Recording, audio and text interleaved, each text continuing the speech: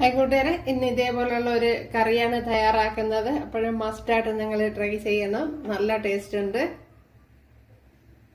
Hi കൂട്ടുകാരെ, സെലം ബ്ലോസിലേക്ക് സ്വാഗതം. ഇതേപോലെ ഒരു പപ്പങ്ങ എടുത്തിട്ടുണ്ട്. എന്തല്ലേ ഇത് വെച്ചുള്ള ഒരു റെസിപ്പി നോക്കാം. ഒരു നല്ല വ്യത്യസ്തമായ രീതിയിലാണ് തയ്യാറാക്കുന്നത്. ഇപ്പോൾ വീഡിയോയിലേക്ക് പോകാം. ഇതിനെ ഇനിയൊന്ന് തൊലിയൊക്കെ ചെത്തി ഒന്ന് വൃത്തിയാക്കി എടുത്തുകൊണ്ട് വരാം. വേകുവാൻ ആവശ്യമായ വെള്ളം ചേർത്ത് കൊടുക്കുക. ഇവിടെ ഓയിൽ ചേർത്ത് കൊടുത്തിട്ടുണ്ട്. അതിലേക്ക് 1 ടീസ്പൂൺ ജീരകം ചേർത്ത് കൊടുക്കുക. ഇതിലേക്ക് കുറച്ച് കറി ലീവ്സ് കൂടെ ചേർത്ത് കൊടുക്കുക. 15 കുഞ്ഞുള്ളി എടുത്തിട്ടുണ്ട്.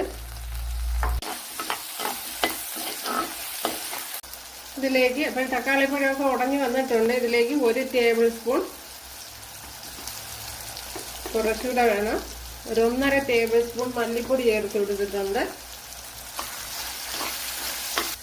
1 ടേബിൾ സ്പൂൺ മുളക് പൊടി, ഇത് കാശ്മീരി മുളക് പൊടിയാണ്. ഇതിലേക്ക് മഞ്ഞൾപ്പൊടി, തേങ്ങ എടുത്ത് വെച്ചിട്ടുണ്ട്, അത് ചേർത്ത് കൊടുക്കുക. ഒരു 1.5 പൊടി തേങ്ങ വരും.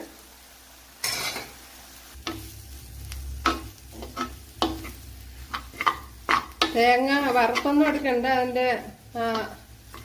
പച്ചക്കുത്തൊന്ന് മാറ്റിയിടുകയാണ് തേങ്ങയുടെ.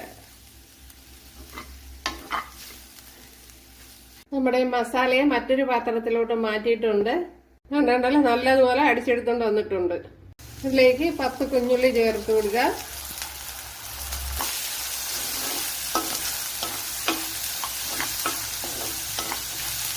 ഇതിലേക്ക് കുറച്ച് മഞ്ഞൾപ്പൊടി, അതേപോലെ തന്നെ കുറച്ച് മസാലയും കൂടെ നമ്മൾ ചേർത്ത് കൊടുക്കേണ്ടതായിട്ടുണ്ട്.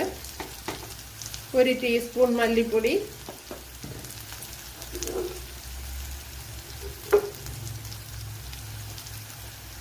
1 ടീസ്പൂൺ കാശ്മീരി മുളക് പൊടിയും കൂടെ ചേർത്ത് കൊടുക്കാം.